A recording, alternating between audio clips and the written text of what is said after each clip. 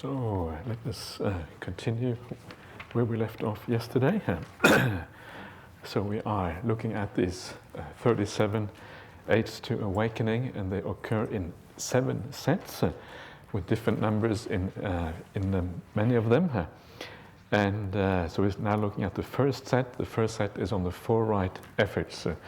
We're going to continue to look at that, and this next one is an example of how the 4 right efforts actually work. We have seen that there are 4 types of effort, and the 4 types are then the idea of avoiding unwholesome qualities, and then abandoning unwholesome qualities that have already arisen, developing the good wholesome qualities, and then encouraging or preserving the good wholesome qualities. So this coming up now is then examples of how this is done for each one of these cases. And these are very standard examples in the suttas. This is what is used throughout. The first one here is the effort to restrain, and this is what is known as the sense restraint formula in the suttas, and it is found everywhere.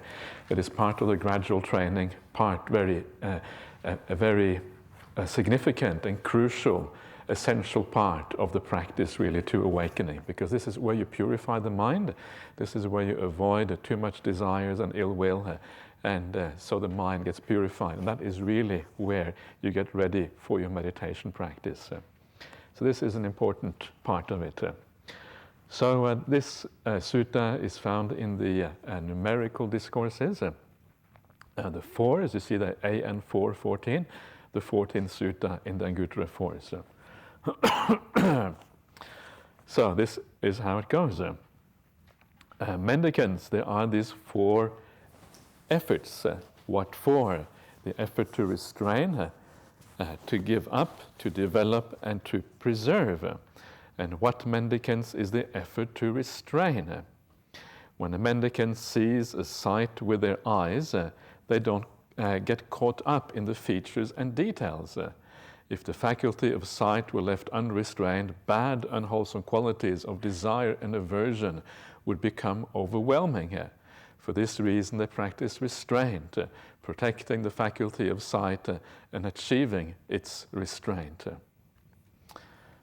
So this particular effort is described by way of the 6 senses, including the mind being a sense as far as Buddhism is concerned. And the first one here is the eyes. And I think one of the reasons why the eye is first on this list is because the eye, what we see, is such a very large part of what takes up the mental space and takes up the 5 senses. The sight of eye is by far the most powerful one, and I think they say about 80% of the time, 80% of our mental capacity as far as the senses is concerned has to do with sight.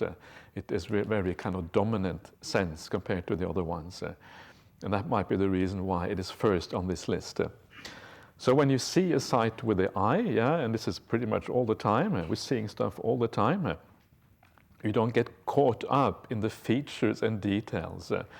So this just means any aspect of what you're seeing, whether it is the whole sight or any smaller part of the sight or whatever it is, you don't get caught up in any of what is coming within your field of vision, so to speak.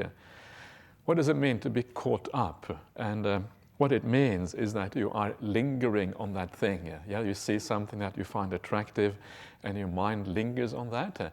It means that you're not able to go with the flow. The idea is not to hold on to the past, hold on to what you have seen either through desire or through aversion, but to kind of move on to the next thing here. It's like when you watch the breath, you don't want to kind of keep thinking about the previous breath, because if you keep, it's not that, the breath isn't all that exciting, so it's quite easy to do with the breath. But you don't want to keep on thinking about the previous breath, because if you do, you can't be mindful of the breath which is here right now. And it's really the same thing throughout the day. You don't want to keep on thinking about things that you have experienced already because of desire and aversion, but you want to flow on so you're able to react in the appropriate way to the next thing that arises in the mind, whether it's another sight or it's something you hear or whatever. So the idea here of getting caught up is this idea that you are attracted or averse. Aversion here means that you have a negative reaction to something. You don't like it.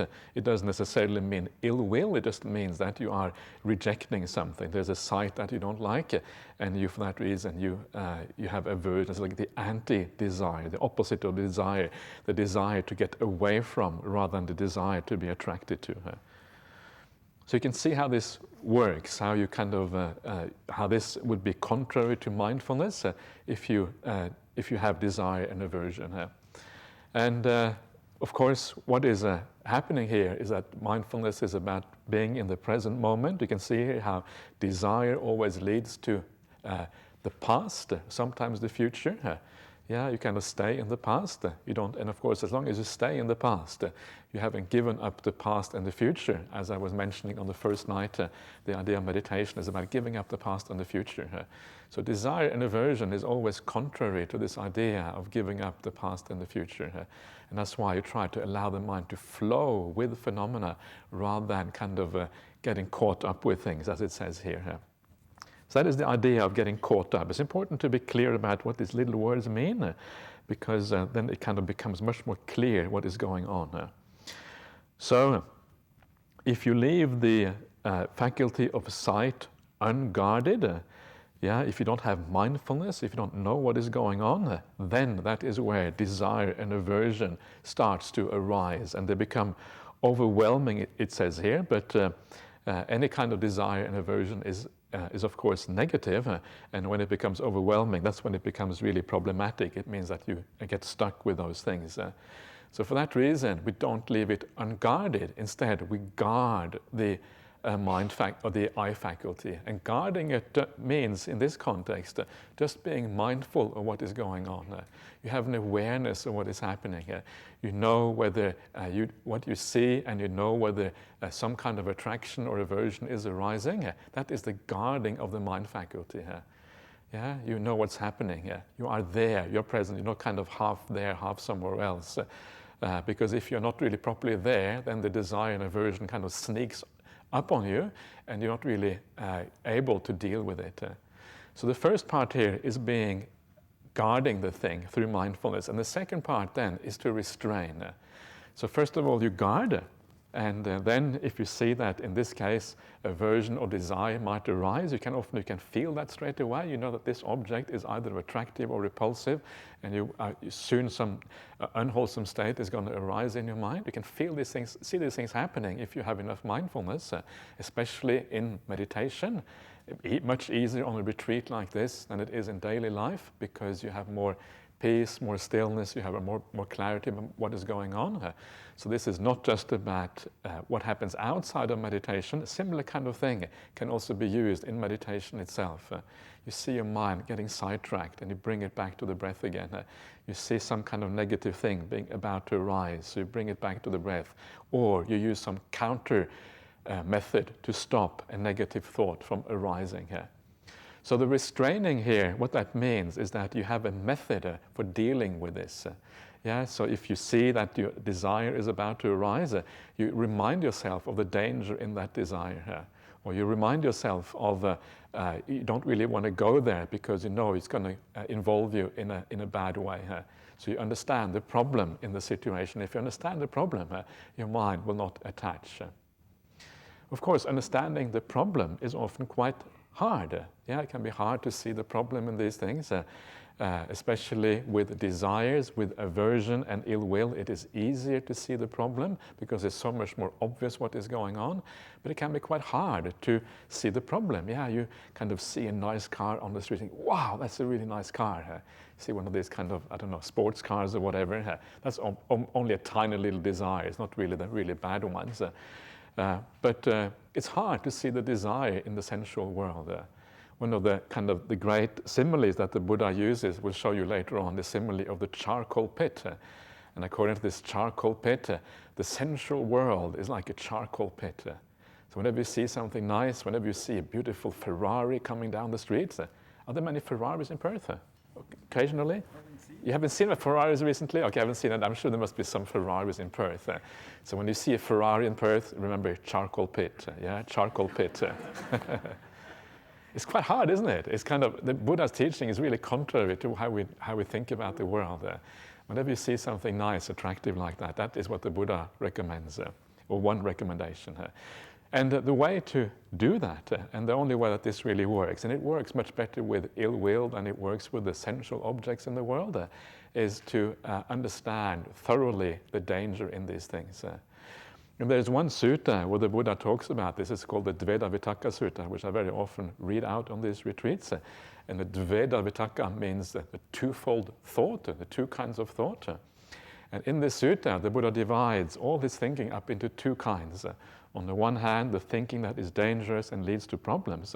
On the other hand, the thinking that is unproblematic.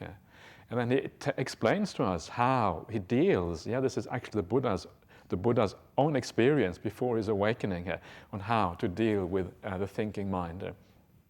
And he says that all he has to do, this is kind of the ideal, is to remind himself that this thought leads to suffering for himself, for others, and for both. And just that simple thought that this leads to suffering for myself and for others is enough to abandon the thought just like that. So when you see that Ferrari, remember it leads to suffering, So when the Ferrari leads to suffering, when you understand that, then you can give up that interest in that Ferrari and you kind of have a neutral perception of it. You let it go, you just let it pass by at 200 kilometers an hour or whatever it is that the Ferraris do. So you don't get caught up in these things. But this is quite hard to do. How do we learn to see the danger in the sensual world in this way? And this is where the kind of the hard work is, to actually remind yourself again and again of these problems. And once you see that, it becomes like a charcoal. You pick up a hot charcoal. You don't really understand that the charcoal is hot, so you pick it up, and then you know, oh, that's hot. And then straight away you let go of it. You don't have to think, should I let go of this charcoal or not? If you think like that, it's too late already. So you actually do, it's an automatic reflex reaction. You let go of these things. You don't have to think about it. And it's the same way, if you understand suffering properly with these things, then it's an automatic reflex that you let go of them. This is the ideal way of achieving sense restraint, because it is so easy then. All you do is you bring to mind the problem, you bring to mind the suffering that is involved with this, and then the letting go happens, bang, like that, and you are okay as a consequence.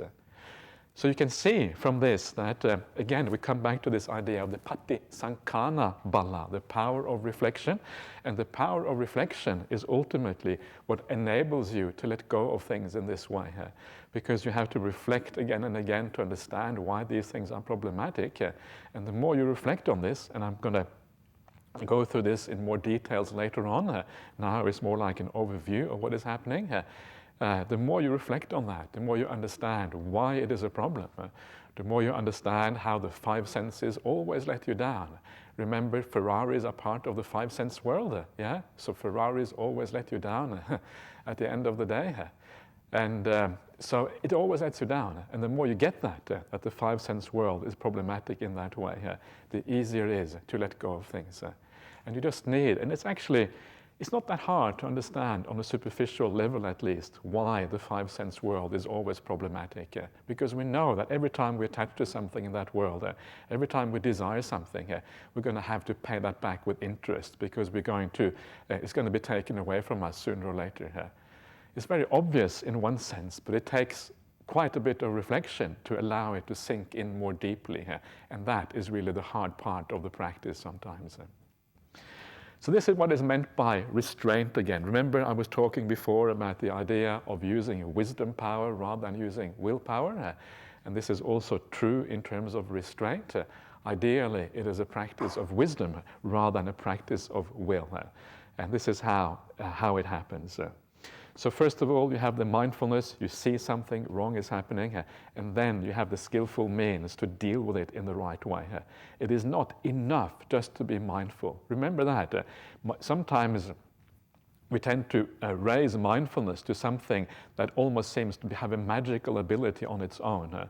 But actually, mindfulness on its own is not all that useful, because if you just have mindfulness, then you see Ferrari, seeing desire, seeing attachment, and you go on like that, and nothing really happens.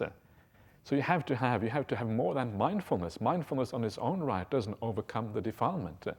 It can do if it is very strong and you just stay with it in the present moment, because that means that the desire doesn't have a chance to arise at all.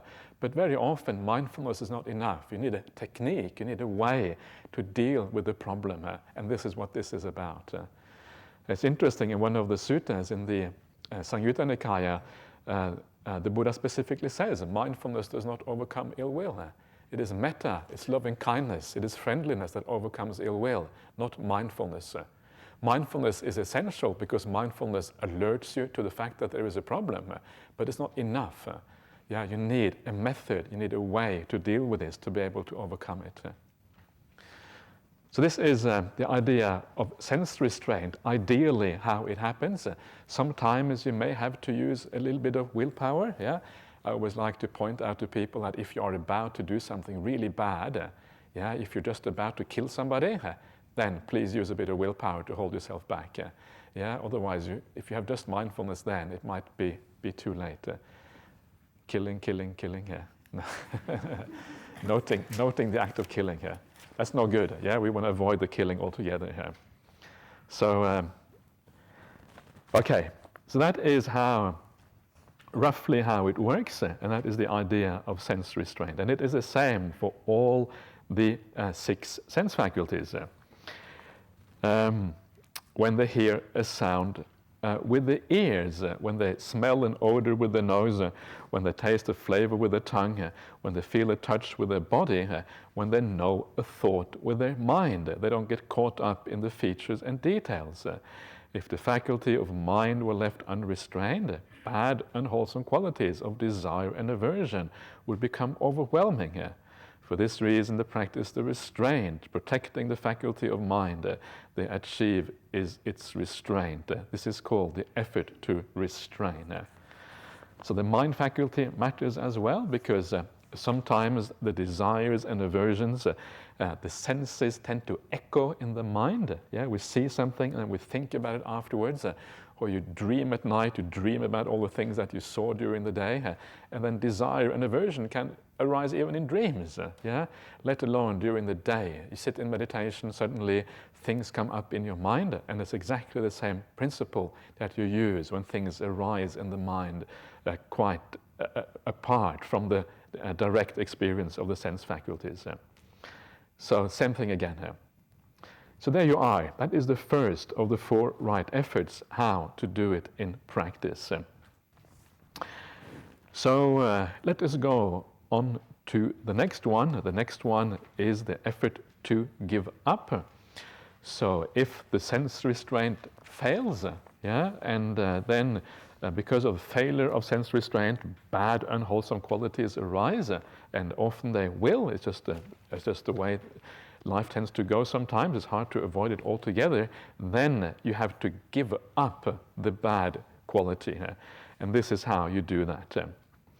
And what mendicants is the effort to give up? It's when a mendicant doesn't tolerate a sensual, malicious, or cruel thought that has arisen, but gives it up, gets rid of it, eliminates it, and obliterates it. They don't tolerate any bad, unskillful qualities that have arisen, but give them up, get rid of them, eliminate, and obliterate them. This is called the effort to give up. So here we have the standard set of 3 bad qualities or bad thoughts. And again, these are the sensual thoughts, or I'm not sure if I really like the word sensual, because it gives a kind of wrong slant to what is meant by this. What is meant by this is really any desire for the objects of the 5 senses. That is really what it refers to. So it's a very broad category. Sensual make it sound very narrow, but actually it's an incredibly broad category that is really meant by this. So that is karma. Then you have malicious. So the malicious thoughts here are ill will. Not necessarily malicious perhaps, but having ill will of some kind, starting from the most tiny irritation all the way up to the kind of greatest rage, and the whole kind of spectrum in between. And then you have vihingsa, cruel thoughts. And must admit, I don't really like the translation cruel. I apologize, Ajahn Sudatta, but I'm not sure if I like that one. And the reason is because vihingsa is often a sense of lack of care for other beings. You don't care about what other people feel. You walk down the path and you see that the ants are kind of walking on the path, but you don't really care about whether you step on the ants or not, because you have to walk there, and you couldn't be bothered to try to walk around them or something like that. In other words, it's a kind of a cold-heartedness. It's a lack of compassion. And vihingsa is exactly the opposite of compassion. Yeah, the way to overcome vihingsa is actually to develop compassion. Karuna is the opposite of this. So it's not really necessarily cruel, it's just a kind of a lack of care for how you affect other people, and whether other people have suffered because of your actions or not, you couldn't really care less. And that is really the problem here. So it's something like ruthlessness or coldness or callousness or indifference to other people's suffering or something like that. Whereas cruelty, I think, is too narrow a definition of vihingsa. So these are the main problems here. Yeah, it's interesting that being callous is kind of so high on the scale here. Yeah, cruelty obviously part of that. The idea of not caring about others is actually a bad thought in this sense. Is quite interesting because it may not be obvious, but these are the thoughts that you have to give up. So how do we give them up? And this is the other aspect here, once it has arisen. And the first thing to be aware of is the fact that once something arises, it tends to infect the mind in a way that makes it difficult to give up. Once that desire has taken hold in the mind, once you feel that sense of ill will towards somebody, once it arises, it can be very hard to get rid of, because and the reason for that is because once it has arisen, your mind is already distorted. You're no longer able to see clearly what is going on. The desire actually hinders clarity, and because it hinders clarity, because you already have a vested interest in the object, it is actually very difficult to get rid of at that particular point. So the ideal way of dealing with these things is to grab them as soon as possible. As soon as they start to arise, that is really the time to get rid of these kind of thoughts. And sometimes, if you wait too long, all you have to do is kind of endure them and gradually allow them to disappear. Sometimes that's all you can do, because it's just too hard to overcome once it has arisen. But the language that is used here is quite interesting. Yeah, the language for how to overcome these things. You don't tolerate it. Yeah, so lack of tolerance is okay sometimes. We shouldn't always be tolerant. Yeah, so it's good to know. Yeah, so tolerance too it's the right time and the wrong time to be tolerant. This is the wrong time to be tolerant. So you give it up, you get rid of it, you eliminate it. And the last one is you obliterate it. Anabhavan gameti, you make it go to non-existence. That is the Pali word. It's really it sounds like you are taking a sledgehammer and kind of pounding these things to smithereens. That's what it sounds like. We have a sledgehammer in the monastery, and sometimes on days, maybe you have a bit of frustration or something, people use the sledgehammer really well, really powerfully. But usually when we talk about obliterating something, using the sledgehammer, or using, not the sledgehammer, using the metaphorical sledgehammer, then obviously it sounds like we are using lots of willpower. Yeah, that's what people do when they take the sledgehammer and they really whack away on that concrete or whatever it's trying to get rid of. I sometimes use sledgehammers. It's quite good fun, actually. It's quite nice. It's kind of really powerful stuff. But a lot of willpower is involved because it's heavy, it takes a lot of force. And so this is where we have to be very careful again. What does it actually mean to obliterate something? And what is interesting is that if you try to obliterate a bad thought using willpower, it sounds like that's what we're supposed to do, but actually you cannot obliterate a bad thought using willpower. It is impossible. Because if you use willpower, all you really succeed, usually, is you succeed with suppressing it and holding it down. You don't actually obliterate it. Sometimes using willpower can work in that way, but very often it does not. You just hold it back, and then it comes back again. If you want to obliterate something, and this is kind of counterintuitive, if you want to obliterate something, if you want to annihilate something, if you want to blow something completely into smithereens and blow it out of the universe, you have to use wisdom. And the reason is because when you use wisdom, you're actually seeing something from a different angle. Remember, if you have a bad thought arising in your mind, whether it's desire or it is ill will or whatever, it is sustained by the way that you look at that particular object. If you desire something, if you desire a beautiful Ferrari, it's because you see beauty in that Ferrari. But if you stop to see beauty in the Ferrari and you start to see problems in the Ferrari, you start to see the build, you start to see repair work, you start to see your attachment, you start to see that after a while you get fed up with that Ferrari and you want an even better Ferrari. If you start to remember the impermanence and the problems and the dukkha that arises from these kind of things, then instead of being attracted to it, that initial attraction, that initial beauty, turns instead into neutrality or even aversion towards that object. And that is why the desire is completely obliterated in this way, because you destroy the cause of the attraction that was there in the first place. And this is why wisdom power is so powerful, because it destroys the very cause, the very root of the attraction. And it's exactly the same thing with aversion. You look at somebody and someone does something for the 1,001st time.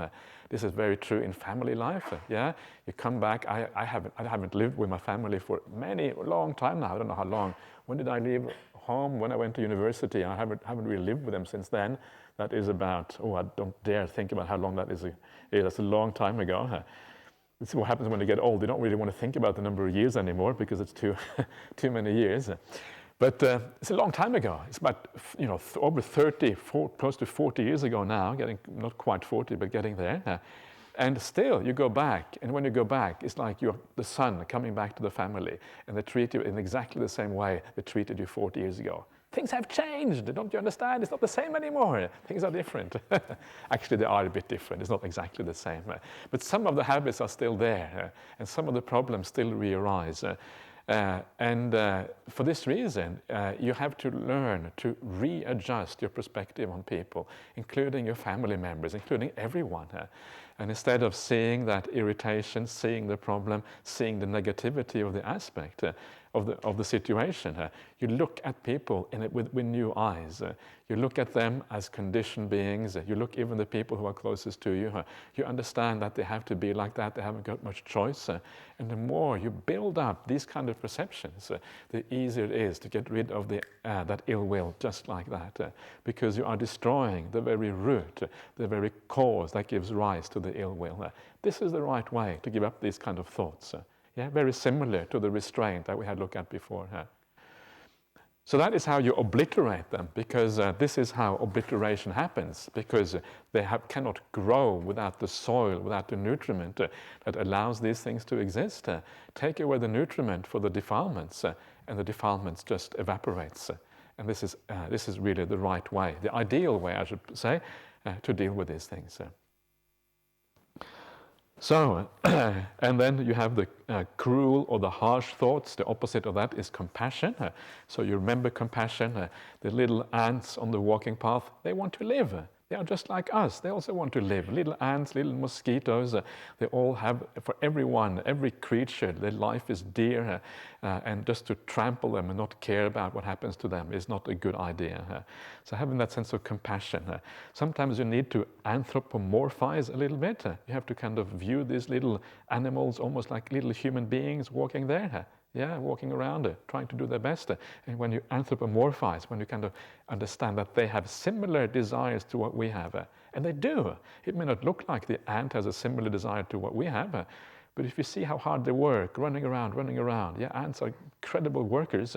You know that they must have similar kind of desires. They're trying to get somewhere. They're trying to do something. They're carrying these kind of big enormous things for the ants, bigger than their bodies, running around with them, running, trying to build things up, do things, aiming for some kind of unknown future, no idea about. And while they're running around, suddenly bang, they die because we walk onto them, we step on them and kill them because we don't care, and they die anyway, regardless of whether we do that or not.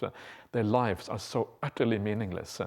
If you look at the life of an ant, it seems so meaningless, but for them it is so meaningful because they run around, they build things up, they do things, and then you realize actually our lives are very much like the lives of ants anyway.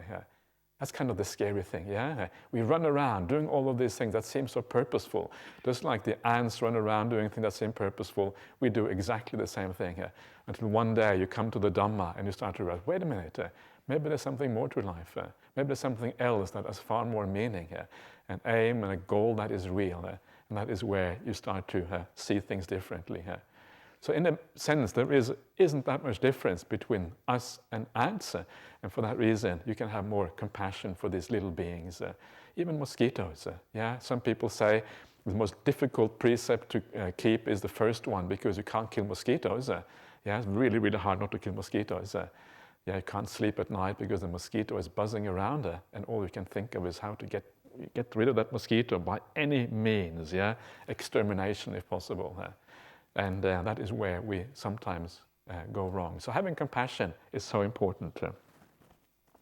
Getting a bit sidetracked there, I apologize for that, with all kind of ideas, but that's part of the fun of being of these suttas.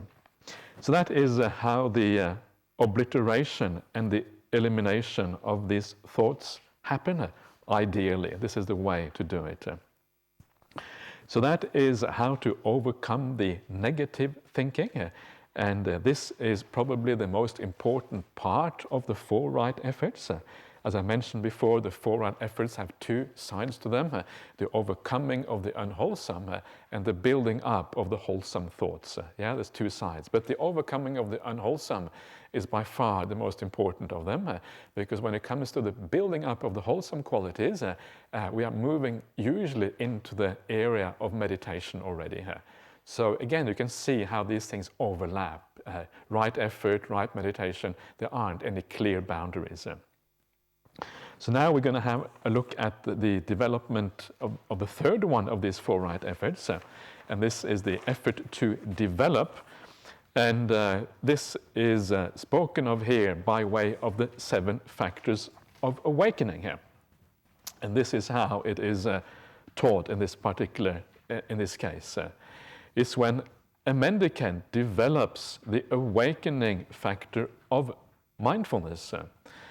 When the mendicant develops the awakening factor of investigation of principles or of dhammas, of qualities or whatever, develops the awakening factor of energy, develops the awakening factor of rapture, develops the awakening factor of tranquility, develops the awakening factor of immersion.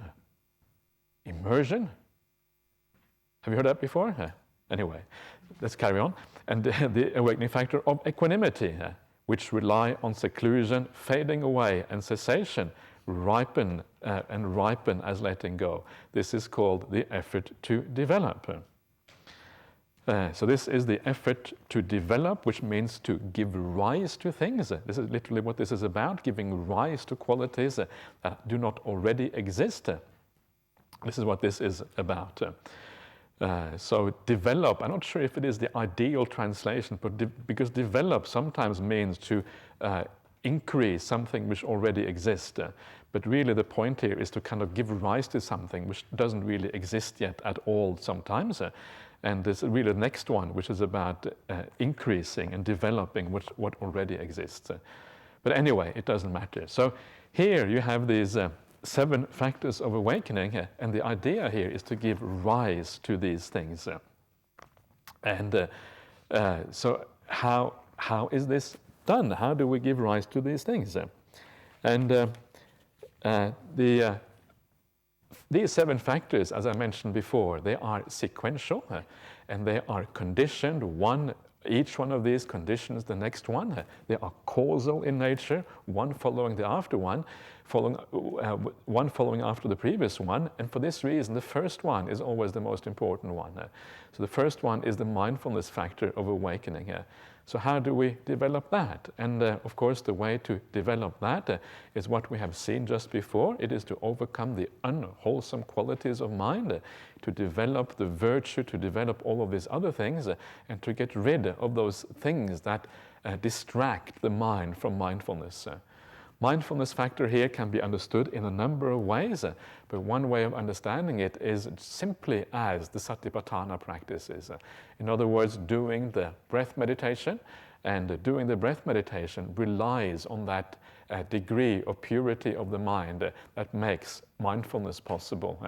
You have to have mindfulness first, and then breath meditation becomes possible. And that comes because of right effort, which we have just seen is the most important part is to overcome the negative qualities. So that is really what it is about. So that shows you what you have to do. A large part of the work that you have to do in your practice is to overcome the negative qualities of the mind. And if you can do that in daily life, through ordinary virtue and sila, if you have ordinary virtue and sila, already you are going a fair way to overcome the negative qualities of the mind. And the reason for that is because if you're going to be virtuous, the only way you're going to be able to do that is that gradually you're going to change the way you think about things. If you can't kill mosquitoes, if you can't lie ever at all, and all of these things, it actually encourages you subtly, in a subtle way, to change the way you think about these things, because otherwise it is just too difficult to change these things. So much of the work of the path is actually that kind of purification. And also in daily life, the idea of overcoming especially things like anger, and these things that take you away from the mindfulness. This is such an important part of it, and that is where mindfulness really starts to arise. But it's not the only way that mindfulness arises.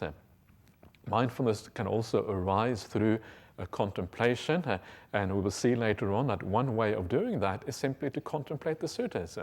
You contemplate the suttas, you recall the teaching, and that recollection of the teaching, because it is connected with reality, thinking of things in the right way, having straight view about how things actually are, again, it tends to abandon the defilements and then leads to all of these positive qualities afterwards. So the awakening factor of mindfulness actually has different meanings. It can mean a number of things depending on how you use it. And this actually is based directly on the suttas. You find that in the suttas themselves. And then, based on that, these other factors of awakening arise. Investigation of principles, investigation of the qualities of the mind. This is just a continuation of the mindfulness practice. It means that you understand the qualities of the mind, what are good and what are bad qualities. That's really what that means. Dhamma vichaya, vichaya means an investigation. And this is so important in the Dhamma because very often we are incapable of fully understanding the qualities of our own minds because they are so subtle. And you may have noticed that you may be meditating and you may be doing quite well, you feel quite peaceful and things are going, you're quite happy what's happening, but you can't get any further. It kind of stops at a certain point.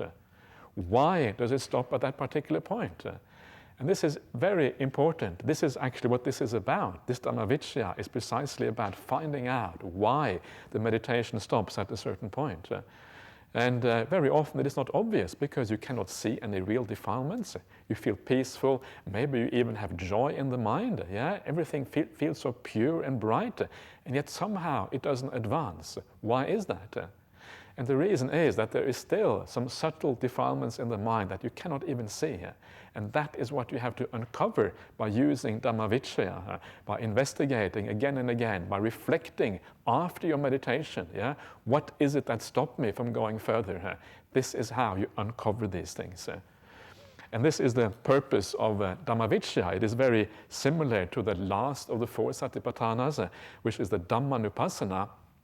These things are basically two sides of the same coin, and Dhammanupassana is an investigation into good and bad qualities, especially the 5 hindrances and the 7 factors of awakening, understanding how these are caused, how they come into being, and then enabling you to abandon the 5 hindrances, at the same time developing the 7 factors of awakening. We're going to have a look in more detail later on at the 5 hindrances and the 7 factors of awakening, because they are very important factors to understand on the path of meditation practice. So that is what that is about. So investigate this. I can give you some ideas straight away why your meditation isn't going deeper, because it is very obvious, or it's good to have that idea so you know where to look. And the main reason why your meditation stops is because of some attachment.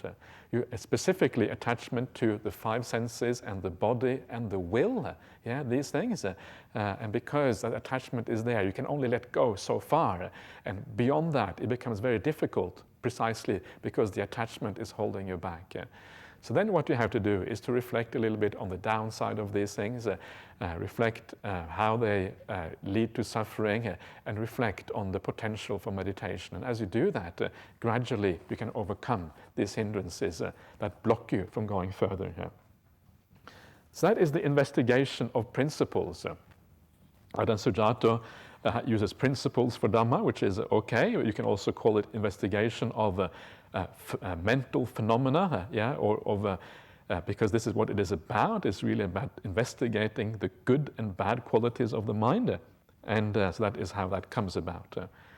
And then when you investigate these principles in this way, and you abandon the hindrances fully, then the energy tends to arise as a consequence.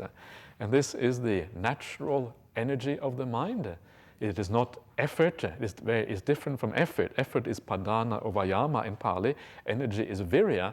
Virya is the natural energy of the mind that comes because the defilements are very low. You may have felt that sometimes in meditation practice, if you get a bit of joy and happiness and mindfulness arising, the energy comes at the same time.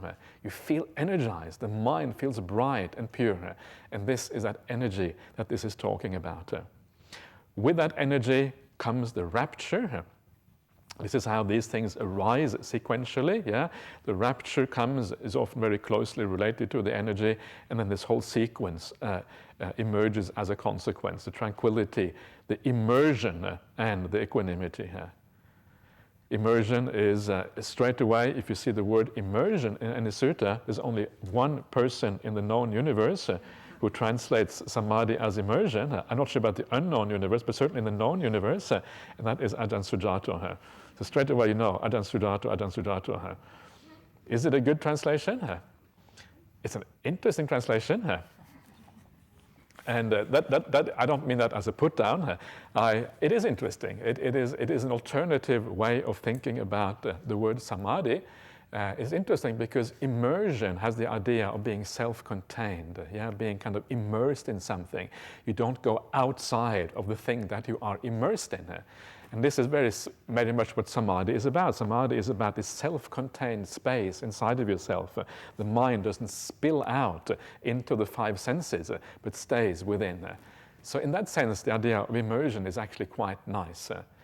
The downside of immersion, I think, is that it might be a little bit too, perhaps, intellectual. Maybe doesn't really have a very kind of emotional content to it. At least this is my kind of maybe critique of that term. So this is the nice thing about the word stillness that Ajahn Brahmali uses for samadhi, is that it has much more easy to relate to. We know what stillness means, and it has maybe more emotional force to it, and that's what I like about the word stillness. But it is interesting because when you see different translations of a word, you start to understand more broadly what the word is about. You see different angles, different viewpoints of that word, and then you get more of a feeling for what it is. Concentration is another word that is used. It has been banned by certain people. And And I think for good reasons. But of course, even concentration gets to some of the idea what it is about. The mind is kind of focused in one area. It doesn't spill outside. Yeah, in that sense, there is some truth to the idea of concentration as well. But the downside of concentration, it tends to imply too much willpower, and that is a problem with that. So I'm just this is like giving you an idea of the difficulties of translating Pali. It is not always easy, because samadhi is a very Indian word. It exists in the Indian context. It exists in connection with the practice of the spiritual path as it already existed in India prior to the Buddha, going back a long, long way. And it talks about specific attainments on the spiritual path. And we just don't have words for this in the English language. It doesn't exist. Doesn't it exist? Maybe no. I don't think it exists. Even though there are experiences that are similar in the Christian tradition, I don't think they really had any words for it apart from unity with God, and that would not be a good translation. Imagine coming tranquility, unity with God, and equanimity. Wait a minute, that would be a shock in the Buddhist text. So you can't. That one is definitely not allowable. That is even worse than concentration. So don't try that one. So this is how you develop these 7 awakening factors, how they arise. And a very interesting part of this is this last part here. It says it relies on seclusion, fading away, cessation, and ripening as letting go. And this is very interesting because we are here dealing with the meditation practice, really. All of this is about meditation. All of these things happen while you are watching the breath. This is really like a breath meditation or perhaps some other object, whatever you want to use. But it's really part and parcel of the meditation practice. And you can see here, it relies on seclusion. It's this idea of the importance of seclusion in Buddhism, the idea of going away from the sensory world, going away from your habitual life and going to somewhere quiet. First of all, you have the kaya viveka, then you get the chitta viveka from the kaya viveka. Kaya viveka means seclusion of body, and then chitta viveka arises from the seclusion of body. You take yourself away to Jhana Grove, to a little hut in Bodhinyana Monastery, and that is where is the best possible conditions for meditation to happen. Real meditation here is specifically said then to rely on that kind of seclusion, which is very interesting, and that is where these things can be expected to happen. But seclusion is not enough. Then you have fading away and cessation. This is viraga and nirodha, and these are important because for this process to work, for this meditation process to actually have effect, things have to cease as you practice this path. And you will notice that in your own meditation, many of you, perhaps all of you, will have noticed this at least to some extent. Once you start to become peaceful, there are things that have disappeared, or things have at least faded away. What is it that fades away? Well, the disturbances in the mind fade away. All the inner chatter starts to fade away. The senses start to calm down just by closing your eyes. Already things are fading away because you're not seeing so much anymore. By turning down the light has the same effect. By being peaceful and quiet has the same effect because your hearing is not so important anymore. So all of these things are fading away. And the deeper you go in your meditation, the more things fade away. Fading away is good. Ceasing is even better. And this whole process happens as a consequence of more things fading away, more things ceasing. And that is really the point here. And when you get to the jhana stage or the samadhi stage at the end there, the majority of samsaric existence has already ceased at that particular point. It's all gone. So the process relies on these kind of things. And then it ripens in letting go. Which means that if you keep on doing this, if you keep on attaining samadhi, if you take it all the way to upekkha, that's the equanimity. It does not mean venerable upekkha, it means the equanimity. Then the consequence will ultimately be that you let go completely. Ripen letting go. Letting go here means that craving dies down and you no longer have craving for these things at all. In other words, it's a way of saying awakening or ultimately it's a way of saying awakening. Vosagga parinama is the Pali. Vosagga is this word that means letting go. Vosagga is this beautiful word. Vosagga, patinissaga, all of these words mean letting go in so many different ways.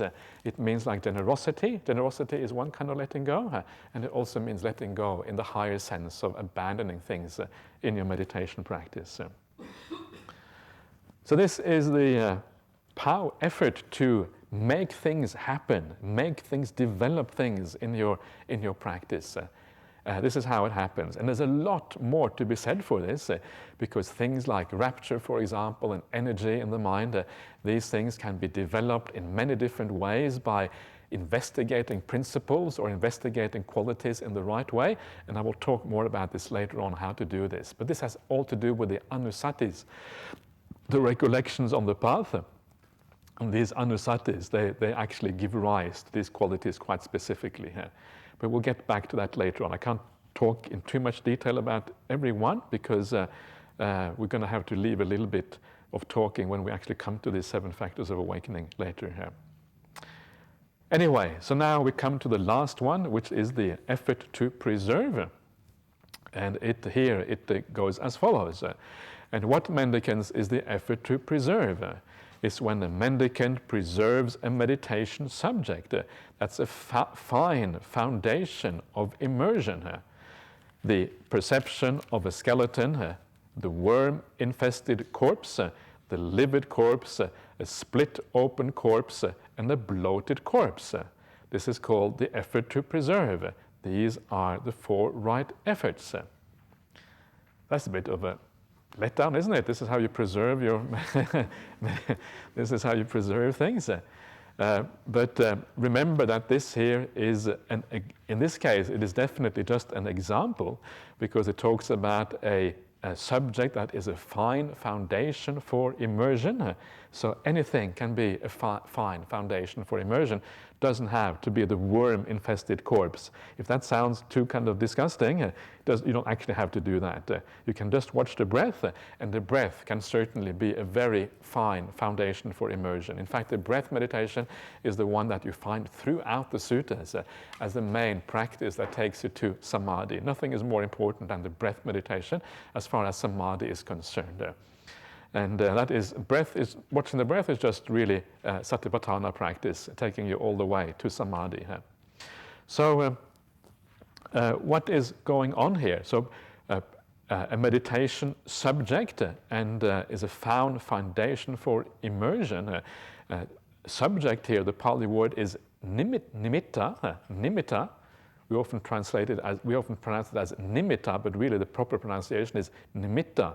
It's double T, so it should be nimitta rather than nimitta. But anyway, that's how it is often pronounced. And it is interesting because you will notice that the word nimitta is here used in a very different way from how we normally use it when we talk about meditation practice. Normally when we talk about meditation practice, a nimitta is like a light in the mind, or something that you see that actually gets you very close to the jhana experiences. Yeah, that's how we normally talk about it. But here, this is the sutta way of talking about it. It actually means an object or a subject of meditation practice. Yeah, that's actually what it means in the sutta. So it means any kind of thing that you focus on. Even the breath can be called a nimitta. In fact, the 4 satipatthanas are called the nimittas of samadhi elsewhere. They are the objects that lead you to samadhi. That's what they are called in the suttas. And here it is just the corpse, the corpse meditation or the skeleton meditation that is used as a nimitta. You can call it object, and I was arguing with Ajahn Sujata, we should translate it as object of meditation, but he doesn't agree with that because he says that there is no such thing as an object. And that's probably true in the philosophical sense. So he translated it as subject of meditation instead, which is, I think, perfectly fine. So it's a subject of meditation. It is something you focus on, and then it develops through that focus. And it is a good foundation for immersion. Badako, samadhi nimitta is the Pali here. And why are these things a good foundation for immersion? Well, the reason why these things are specifically mentioned is because they tend to overcome desire. But remember that these things are very refined methods for overcoming desire. At this point, it is already assumed that mindfulness has arisen. So all the coarse kind of desires that we have already been let go of a long time ago. What we're talking about here is very refined desires, attachments to the body, attachments to the five senses, yeah? Things that are often invisible to us. Coarse desires, such as strong desires for the object of the five senses that you can feel in ordinary life, that is dealt with by sense restraint, not by this kind of method. And this is exactly the same thing with the 31 parts of the body. If you have strong sensual thoughts arising, 31 parts of the body is not really going to cut any mustard. Why? Because it is too coarse. You need to deal with it in a broader way by using sense restraint and using some of the methods we were talking about yesterday. This here is much more refined. So it is already a mind that is peaceful, a mind that is able to deal with these kind of perceptions, and then the underlying attachments to the body disappear because you look at the body in this way, and that then allows the samadhi to deepen, and eventually this then leads you all the way to the jhana states as a consequence. So that is the idea here. So for example, if you use a skeleton meditation, you focus on the skeleton and you realize the body is actually like this. So a skeleton is just kind of, it's neither attractive nor unattractive, it's just kind of this bunch of bones hanging together, the skeleton. But the skeleton also has the ability to transform into a samadhi nimitta proper. If you focus on the skeleton, you focus on the color, you single in maybe on a particular bone or a particular area, it can actually eventually turn into a profound samadhi object. And all of these things I don't know, I have never done these sort of things before, but presumably they can all turn into nimittas if you use them properly in this particular way. And this is how they're supposed to be used. But the most standard one is the skeleton, because that is well known to being an object that you can actually use for getting into samadhi. So you preserve that, you stay with that meditation object, you keep on with it, you don't allow it to disappear, and by staying with it, persevering with it, gradually it develops, and eventually it develops all the way until you get into the profound states of jhana or whatever. And this is how you take these objects and you develop them to their limit, so to speak, and that is what that is about. So there you are. That's the 4 right efforts for you. If it may be that some of the things I have said may not be entirely clear, and if you have more interest in any of these specific areas, then please ask in the evening time, and then we can see if we can maybe make it more clear if there's anything that has not been quite right. That is all for now. At 3 o'clock, we will continue. We will move on to the 4 satipatthanas, the applications of mindfulness. So we'll see you back again at 3 o'clock.